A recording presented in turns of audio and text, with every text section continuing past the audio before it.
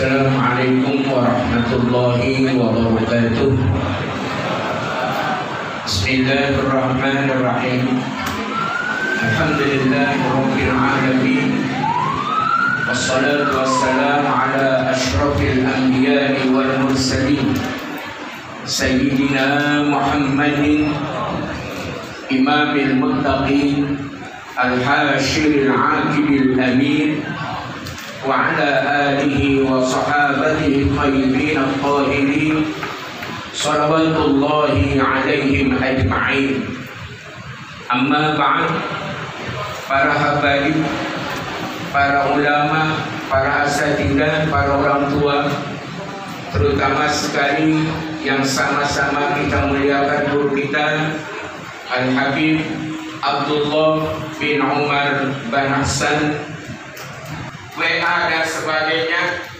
Salah satu ada yang saya lihat, ada seorang bapak yang duduk sambil senderan di sebuah pengajian di suatu masjid atau musola yang tuan gurunya ada di atas mimbar.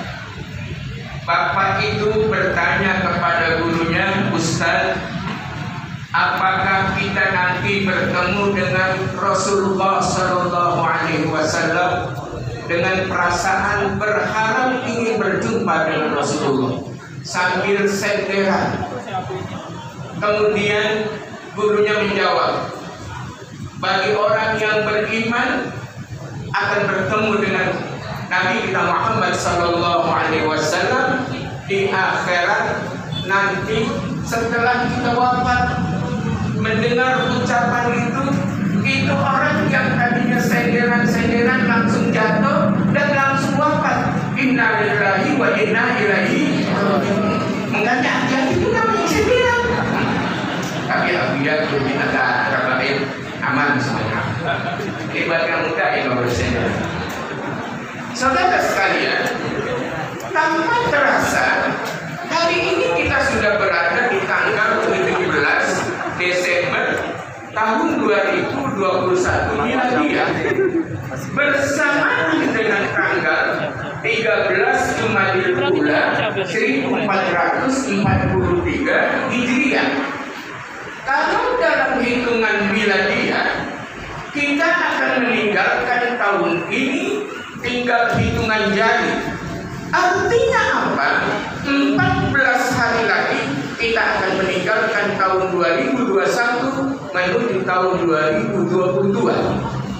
Ini yang harus kita perhatikan. Harus adanya muhasabah, harus adanya koreksi.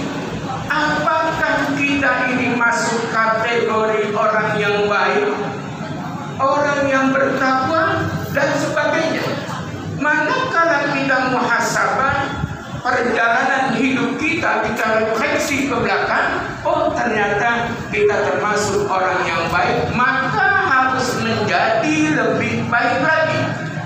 Manakala itu kurang baik, maka kita harus perbaiki. Saudara sekalian, ini sengaja saya sampaikan karena kita diingatkan oleh Al-Quran ayat sabul insanu ayyutroka sudah. Apakah kalian beranggapan bahwa kalian itu akan dibiarkan begitu saja, tidak dimintakan pertanggungjawaban? Saudara sekalian, bagi manusia ini ada korelasinya, ada hubungannya antara kehidupan dunia dengan akhirat. Oleh karena itu, marilah kita menjadi abnaul akhirat. Wala takunu min abna'i dunya. Jadilah kita sebagai pemburu akhirat, tetapi jangan sampai kita menjadi pemburu dunia.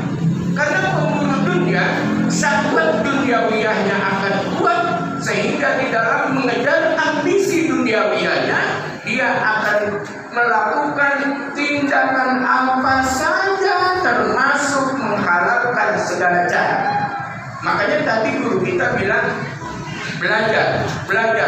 Beliau yang dari IAIN yang sekarang UIN, ternyata Masya Allah sekarang aktivitasnya bahkan sampai saat ini masih menjadi wakil Rais Surya NU DKI. Yang kedua, peringatan yang semacam ini adalah dalam upaya mengikuti ajaran Nabi kita Muhammad SAW yang telah disampaikan oleh guru-guru kita. Yang namanya manusia itu harus diberi tazkirah, harus diberi peringatan, harus diberi talqin. Kadang-kadang sudah dikasih tazkirah saja masih banyak yang lolos.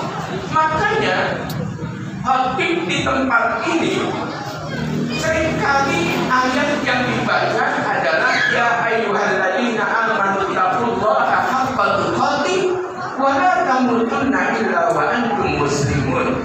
Betapa seringnya kita membaca HP, isi ini, TikTok dan sebagainya.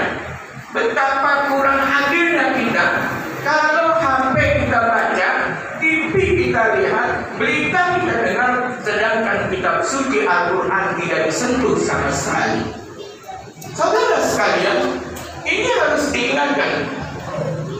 Kenapa selalu kau dibilang ya, bahwa perintah Allah untuk berlaku adil dan ihsan. Karena puncak dari keberagamaan seseorang manakala dia berlaku ihsan. Ada Allah, ada orang ataupun tidak ada orang, kita tetap harus berlaku sama. Makanya kita ibadah itu seolah-olah kita melihat Allah. Sekalipun kita tidak melihat Allah, tetap kita akan beribadah dengan sebaik-baik. Contoh, saudara sekalian, di dalam ibadah sholat itu kita sering pakai kaidah fasahih niyata qabla amal. Nah ini dalil ini kita lakukan bahwa ibadah kita dilakukan dengan penuh ketulusan, penuh keikhlasan, semata-mata murni karena Allah. Kita takbiratul ihram, ya, usolli fardhu zuhri arba'a raka'atin mustaqbilal qiblati adaan lillahi. Nah, selalu lillahi ta'ala, ikhlas betul kita. Kemudian kita baca doa ibtidah, kita baca Fatihah, kita baca surah, ikhlas betul. Belakangan lagi sholat sebelah masak jengkol, yang mana dipakein air asam, nyes, terciumlah oleh hidung kita. Apa yang terjadi dalam pikiran kita? Enak betul ini jengkol. Seandainya selesai sholat nanti kita makan nasi yang panas dengan jengkol tersebut, betapa nikmatnya. Mulai ada gangguan-gangguan. Oleh karena itu, untuk menjadi hamba Allah yang baik, selain ikhlas perlu ada kejujuran yang harus kita jaga. Ini yang kedua. Sekarang yang ketiga, saudara sekalian, dengan semangat yang luar biasa, cinta kepada Rasulullah, kita masih tidak bergerak dari tempat ini.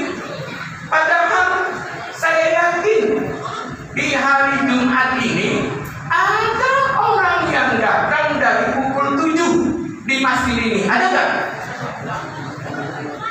Ada? Merdu.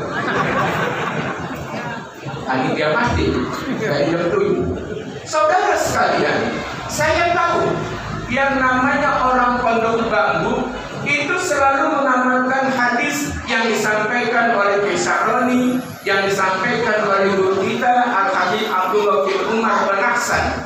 Hadisnya mengatakan marroha bisa'atil ula faka'annama qarraba badana wa marroha bisa'atis saniyah faka'annama qarraba baqara wa marroha bisa'atis salisah faka'annama qarraba kabshan aqrana wa marroha bisa'atir rabi'ah faka'annama qarraba dujajan wa marroha bisa'atil khamisah faka'annama qarraba bayda. Saudara sekalian, guru-guru kita, kembali mengingatkan, barang siapa yang datang di hari Jumat di pagi hari, jam yang pertama sekarang kita hitung, habis waktu subuh jam berapa, matahari terbit jam berapa, dihitung ke waktu zuhur, tinggal dibagi 5. Datang yang pertama seolah-olah bertakarrub kepada Allah 1 ekor unta. Datang yang kedua seolah-olah bertakarrub kepada Allah 1 ekor sapi. Datang di jam yang ketiga seolah-olah takarrub 1 ekor kambing yang kambing kibas yang bertanduk kabsan akran. Datang yang keempat itu mendapatkan 1 ekor ayam jantan, takarrub kepada Allah dengan 1 ekor ayam jantan. Datang jam yang kelima, maka dia bertakarrub kepada Allah 1 butir telur. Nah sekarang kita datang sholat Jumat jam berapa nih? Jam 8 atau jam 11? Jam 11 masih kepagian. Datangnya jam berapa? Masih dapat telur kata? Nah, ini saudara sekalian, apa yang saya maksud dengan uraian kata-kata saya di kesempatan kali ini, bahwa yang namanya memperingati Maulid harus ada apa yang jadi perhatian kita. Mada na'malu ba'da maulidin Nabi sallallahu alaihi wasallam. Apa yang harus kita lakukan setelah kita memperingati Maulid? Mundurkah kita atau majukah kita? Yang kita harapkan adalah semakin maju, keimanan kita semakin bagus, ketakwaan kita juga semakin bagus. Bagian-bagian ini insya Allah akan menjadi manfaat untuk kita semua. Apa yang selama ini diajarkan oleh guru-guru kita, habaib-habaib kita, kita manfaatkan dengan sebaik-baiknya sebagai bekal kehidupan. Kenapa? Karena nanti tidak ada yang bisa menolong kita kecuali rahmat Allah dan amal soleh kita. Manakala amal soleh kita itu ditolong dengan rahmat Allah, mudah-mudahan kita termasuk hamba-hamba Allah yang berbahagia dunia dan akhiratnya. Sudah pukul 14 kurang 2 menit, nanti sisanya baca doa dulu kita. Barangkali sekedar ini yang dapat saya sampaikan. Mudah-mudahan jadi payah semua pihak, bantuan, pikiran, tenaga dan sebagainya, Allah akan balas dengan balasan yang berlipat ganda.